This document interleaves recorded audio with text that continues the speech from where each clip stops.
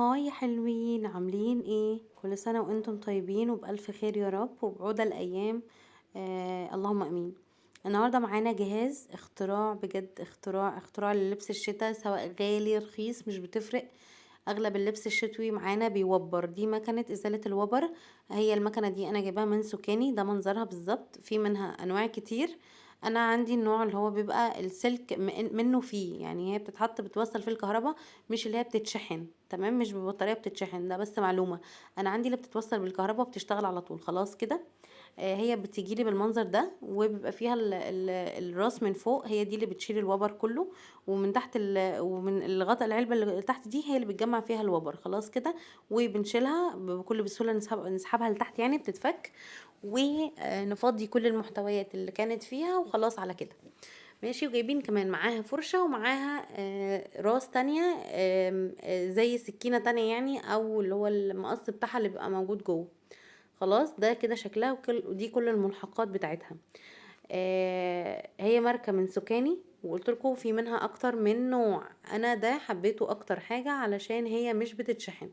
انا جبت لكم هنا ترنج كان من ترنجات ابني. آه يعني حرفيا الوبر شكله بشع بشع بشع بشع، والترنج ده ما كانش رخيص. ولكن الوبر بصراحة لا لا وحش جدا. فانا حبيت ان انا اوريكم التجربة عملي. لاني قبل ما اجيب الجهاز ده انا دورت كتير جدا على فيديوهات، علشان قبل ما بحب اشتري جهاز احب اشوف الريفيوهات عنه، هل هي حلوه ولا لا وتستحق فلوسها ولا لا. ولكن انا للاسف ما لقيتش ريفيوهات كافيه ان هي تكفيني او تديني الانطباع عنه، سواء اجيبه او ما اجيبوش. فحبيت ان انا زي ما جبته واستفدت منه، ان انا اعمل لكم ريفيو كامل عنه وتستفيدوا منه تماما يعني بفضل الله. خلاص انا هنا بس بوريكم، انا مجرد بس ما بمشي على التيشيرت مثلا او حاجة، الوبرة بتتشال فورا، يعني الوبرة بتتشال فورا. مفيش اي مجهود، مفيش اي ضغط. مفيش اي حاجة انا بعملها، انا مجرد ان انا بمشي بشكل دائري او خطوط حتى، وهي بتشيل. بس الدائري بيشيل افضل يعني. انا بس عايزاكم تشوفوا الفرق. كل حاجة عملي وكل حاجة قدام عينيكم حرفيا يعني. بصوا يا جماعة قد ايه حلوة وخفيفة جدا جدا. شايفين الفرق ما بين الناحية دي والناحية دي؟ تخيلوا ان الوبر كان وصل لمرحلة عاملة ازاي في التيشيرتات الشتوي. بجد المكنة دي ابهرتني، اللهم بارك يعني. شايفين؟ انا بس حابة اوريكم الحاجة عملي قدامكم، علشان تبقوا واخدين ريفيو كامل يعني. خلاص. وطبعا دي بتستخدم اصلا للراجل اللي احنا جبنا منه، يعني مستلزمات الاجهزة الكهربائية والحاجات دي. هو كان قايل لنا انها بيستخدموها، الماركة دي بيستخدموها في المصانع اصلا. فهي اللهم بارك يعني تستاهل الصراحة. شايفين الفرق عن اول ودلوقتي؟ طبعا بيتبقى حاجات زي صغيرة كده عادي ان احنا نمشي عليها تاني هتتشال برضو. بس اوفر اول يعني خلت الحاجة كأنها زي الجديدة بالظبط. بجد والله زي الجديدة، اللهم بارك. هوريكم دلوقتي الفرق ما بين مثلا جزء من الدراع او الكم. شايفين المنظر كان عامل ازاي ودلوقتي بقى عامل ازاي؟ وما خدتش مني اي وقت خالص، ولا خدت اي مجهود، تماما تماما.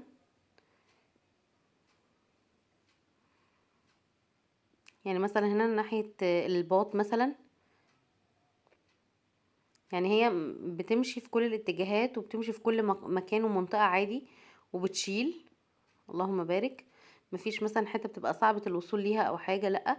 بس اهم حاجة ان انتي ما تعمليش الوبر ده وابنك او بنتك مثلا لابس اللبس. فاهمة؟ ما ينفعش وهو واقف تعملي عليه. يعني برضو مش للأمان ابدا ان انتي تعملي حاجة او تستخدمي جهاز كهرباء على ابنك او بنتك كجسمه يعني، وهو واقف قدامك. تمام. طبعا الافضل ان التيشيرت يبقى قدامك على حاجة مثلا مستوية، عندك مثلا كنبة، عندك سرير، عندك آم، بتاعة مكوة ممكن تحطي عليها في اي فيشة قريبة منك وتستخدمي على طول، تبداي تشيلي. شوفوا يا جماعة، مجرد ما بنمشي على الحاجة اللهم بارك بتشيل. بيبقى في فرق فعلا، يعني الحاجة بترجع كأنها جديدة. وطبعا عايزه اقول لكم ان هي برضو مع الاستخدام، يعني مثلا ابنك استخدم التيشيرت بتاعه، خلاص. وبعد كده هتغسل مرة واتنين وتلاتة، ممكن يحتاج تاني ان هو يتعاد عليه بعد مثلا ايه مرتين تلاتة غسيل، طبيعي مفيش مشكلة، علشان ما نوصلش للمنظر ده تاني ابدا. يعني اول ما وبر مثلا ما يبدأ يتكون ولو بسيط، نبدأ نستخدم المكنة بتاعتنا على طول ونشيل بيها كل الوبر الزيادة. فهي اللهم بارك فعلا فعلا فعلا الوبر بيحسسك ان اللبس له كواليتي، مع انه ممكن يكون براند وممكن يكون غالي وجايباه مثلا بمبلغ، ولكن برضو ان هو عمل وبرة فلا بيخليه شكله زي الرخيص. خلاص. ففعلا ازالة المكن بالوبر بالمكنة دي اللهم بارك خطير. هنا برضو بوريكم البنطلون كان وصل لمرحلة عامل ازاي، ده عمره ما اتعمل بمكنة وبر قبل كده. ده اول مرة معاكم يعني بعمله بالفيديو.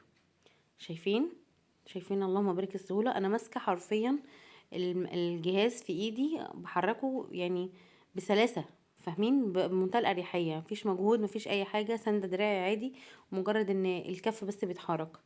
تمام. فانت ممكن اصلا تخلي ولادك هما اللي يعملوا حاجتهم بنفسهم، كنوع من انواع المشاركة يعني، وان هما ايه يتسلوا وتضيعي وقت. اللهم بارك. الفرق طبعا واضح، مش عايزين نتكلم، يعني الفرق واضح.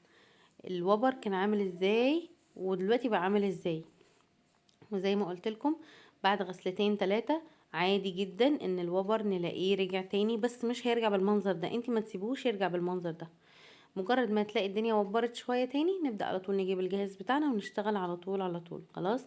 شوفوا الفرق ما بين الناحية اللي احنا عملناها والناحية اللي ما عملناهاش. بجد يا جماعة فرق شاسع شاسع شاسع، والله الحاجة بترجع كأنها جديدة، كأنها جديدة بجد، تحفة اللهم بارك. انا انصح اي حد ما عندوش الجهاز ده لبسه او لبس ولاده او لبس الخروج بتاعه بيوبر، بجد لا لا ما تترددوش. وكمان على فكرة بتنفع في البلوفر، يعني لو عندك بلوفر او صوف وموبر بتنفع عليه برضو وبتشيل وبيبقى ممتاز جدا. يعني هي مش بتضر حاجة، اي نوع قماش واي نوع ماتيريال موجودة عندك بتقدر ان هي تتعامل معاها. شايفين طبعا الفرق. انا هنا كنت خلصت البنطلون كله، انا بس هوريكم الكمية اللي طلعت. شايفين الكمية، شوفوا كمية الوبر الزيادة اللي طلعت. وطبعا الحتة اللي هي المعدن دي بتتشال وبتنضف تحتيها بالفرشة. شايفين كمية الوبر، بجد كمية كبيرة جدا جدا. ده كل ده من ترنج واحد، بنطلون وتيشرت صغيرين. دي اهي زي ما قلت لكم هنا بتتفك، علشان بعد ما تخلصي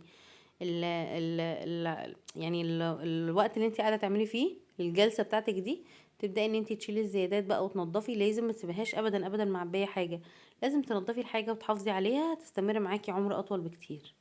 نضفيها كويس، ومعاكي الفرشه الصغيره اللي شفناها في اول الفيديو، نقدر ان احنا ننضف بيها كويس قوي قوي، ونرجع كل حاجه تاني مكانها، كل حاجه ترجع في مكانها مظبوط. تمام. وبعد كده بنقفلها وبنركنها او بنكمل شغل بيها. بس ما بين الترنج والترنج او القطعه والقطعه لازم ان احنا ننظف السنون بتاعنا او اللي هو الحته المعدن بتاعتنا دي، علشان تفضل كويسه معانا وتفضل عمرها يبقى اطول معانا. تمام كده. احنا كده خلاص خلصنا. ما خدتش معانا وقت ابدا ابدا، سهله الفك والتركيب، سهله الاستخدام، انصحكم بيها وبشده اللهم بارك. والنوع ده مش النوع اللي ببطاريه، النوع اللي بسلك منه للفيشة على طول، مش النوع اللي بيتشحن.